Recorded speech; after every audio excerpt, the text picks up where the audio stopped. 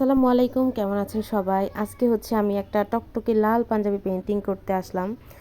তো এই পাঞ্জাবিটা ছিল আমার পূজার অর্ডার। পূজার সময় ভিডিও করা। এতদিন পর আমি ভিডিওটা মানে আপলোড করছি। এইজন্য দুঃখিত। আমি আসলে ভয়েস দিতে সময় পাচ্ছিলাম না। সেইজন্য অনেক দেরি হয়ে গেল। এক পূজার কাজ মানে ভিডিও আপলোড দিতে দিতে আরেক পূজা চলে আসছে।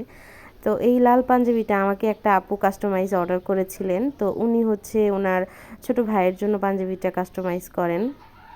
পাঞ্জাবিটা প্রথমে আমার কাছে মনে হয়েছিল যে কাজটা অনেক টাইম লাগবে করতে, কেমন হয়, আউটলুক ভালো আসে কি না, কিন্তু যাক আলহামদুলিল্লাহ টাইম অনেক বেশি লাগলেও আউটপুট যখন অনেক সুন্দর আসে আমার প্রতিটা কাজই করতে ভালো লাগে।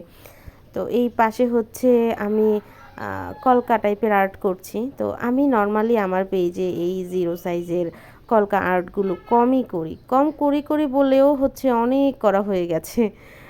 আমি আজকে মানে আমি এই ভিডিও এডিট করার আগে দেখছিলাম যে আমি এই টাইপের কাজ কতগুলো করলাম, অনেক কাজ করেছি। খুব একটা রেগুলার আপডেট দেওয়া হয় না বলে, কারণ এই কাজগুলো অধিকাংশ টাইম হচ্ছে কাস্টমাইজ আসে, সেই জন্য রেগুলার আপডেটও দেওয়া হয় না। অনেকগুলা কাজ করেছি আলহামদুলিল্লাহ। এই কলকা আর্টের অনেক ডিজাইন আমার পেজে পাবেন। আমার পেজে অধিকাংশ পাঞ্জাবির ডিজাইন যেগুলো কমন সেগুলো হচ্ছে ফুলের ডিজাইনগুলো অনেক বেশি অর্ডার আসে, কিন্তু কলকা আর্টের মধ্যেও যে অনেক কাজ করে ফেলেছি সেটা আমি খেয়াল করি নাই। তো এই পাশে হচ্ছে ময়ূর কলকা দিয়ে কাস্টমাইজ করেছে আপু। তো আমি এখানে যে তুলিটা নিয়েছি সেটা হচ্ছে কিউব স্মাইলিংয়ের জিরো সাইজের একটা তুলি। আপনাদের কাছে যদি 000 বা 00 তুলি থাকে সেই তুলি দিয়ে আর্ট করতে পারেন, তাহলে আরও সুন্দর আউটলুক আসবে। আমি প্রথম ভেবেছিলাম যে 000 দিয়ে কাজটা করব, কিন্তু পরবর্তীতে কি মনে করে আমি শুধু জিরো দিয়ে এই কাজটা করেছি। 000 দিয়ে করলে আরও বেশি নিখুঁত হবে কাজগুলো, কিন্তু আমি যেহেতু রেগুলার আর্ট করি না সেক্ষেত্রে এখানে আমার অনেক ল্যাকিংস আছে এখানে কাজের মধ্যে। আপনারা যারা রেগুলার আর্ট করেন তারা হয়তো বুঝবেন।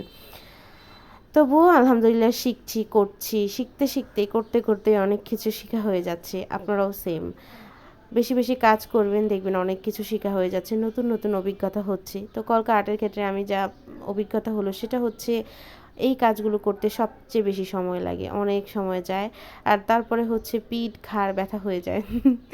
তো এখানে হচ্ছে আমি প্রথমে পেন্সিল স্কেচ করে নিয়েছিলাম কী ধরনের আর্টটা দিব, সেই জন্য আমার কাছে একটু ইজি হয়েছে। আপনারাও পেন্সিল স্কেচ করে নেবেন কী ধরনের আর্ট এখানে করবেন, সেই ধরনের হিসেবে পেন্সিল স্কেচটা করে নেবেন, তাহলে আর বারবার হচ্ছে চিন্তা করা লাগবে না কী আঁকবেন কী আঁকবেন।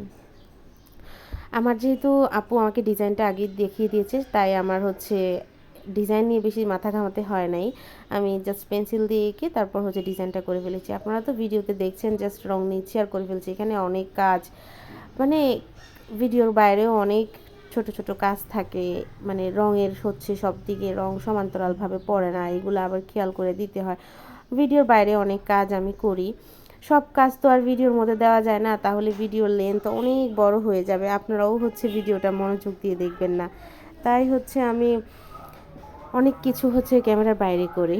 আপনারা কাজ করতে করতে বুঝে যাবেন যে কী কী কাজ হচ্ছে ক্যামেরার বাইরে করা লাগে, কোনগুলো হচ্ছে ক্যামেরার মধ্যে করা যায়। মানুষের ভিডিওতে একটা অ্যাটেনশন তো থাকা লাগে, সেই জন্য হচ্ছে এই কাজটা আমার মানে প্রত্যেকটা কাজের ক্ষেত্রে হচ্ছে ক্যামেরার বাইরে অনেক ছোটোখাটো ডিটেলিং করা লাগে। পেইন্টিং যারা করেন তারা অধিকাংশ মানুষ ডিটেলিং তো করতেই হবে, নয়তো আউটলুক কীভাবে সুন্দর আসবে বলেন। ডিটেলিং করা নিয়ে অনেকেই আমাকে প্রশ্ন করেছেন, আপু আপনি কীভাবে ডিটেলিং করেন। আপু এই যে দেখবেন কিছু জায়গায় আমার রং একটু কম পড়েছে, এটা কি ডিটেলিং বলে। পরবর্তীতে যখন আমি এখানে কিছু মানে এই রংটাকে সমান্তরাল করার জন্য কাজ করব, ওইটাই ডিটেলিং। আর এই পাঞ্জাবিটা হচ্ছে আমার হাতায় কাজ ছিল, আর বুকের কাজটাও কিন্তু একদম হচ্ছে প্যাট পর্যন্ত চলে এসেছে। অনেক বড় একটা মানে কাজ ছিল এই পাঞ্জাবিতে। তো এই পাঞ্জাবিটা হচ্ছে এই পেইন্টিংটা আমি এই পাঞ্জাবিতেই প্রথমবার করি। অন্য মানে ময়ূর কলকা আমি এটাতেই প্রথম করি। পরবর্তীতে কিছুদিন পরেই হচ্ছে আমার আবার কালো পাঞ্জাবিতে একটা ময়ূর কলকা আসে। ভালোই লাগে আর্ট করতে। যারা আমি কলকাতার অনেক আপুকে দেখি হচ্ছে ময়ূর কলকা, তারপর হচ্ছে আরও বিভিন্ন কলকাগুলো আঁকে। ওনাদের কাজগুলো অনেক সুন্দর, আমার কাছে ভালো লাগে দেখতে।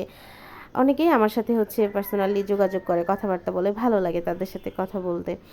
তো আমার এই পাঞ্জাবিগুলার হচ্ছে ফাইনাল লুক এখানে দেখাচ্ছি, কেমন হয়েছে জানাবেন। এই পাঞ্জাবিগুলো কিন্তু আপনারা আমাদের পেজে পেয়ে যাবেন, যে কোনো সাইজ অ্যাভেলেবেল, বেবি সাইজ থেকে শুরু করে একদম বড় সাইজ পর্যন্ত 46 সাইজ পর্যন্ত পাঞ্জাবি আপনারা আমাদের পেজ থেকে নিতে পারবেন। আর এক কালার পাঞ্জাবি এবং রং নিতে জাফরান বাই জান্নাত পেজে নক করবেন। সবাই ভালো থাকবেন, আসসালামু আলাইকুম।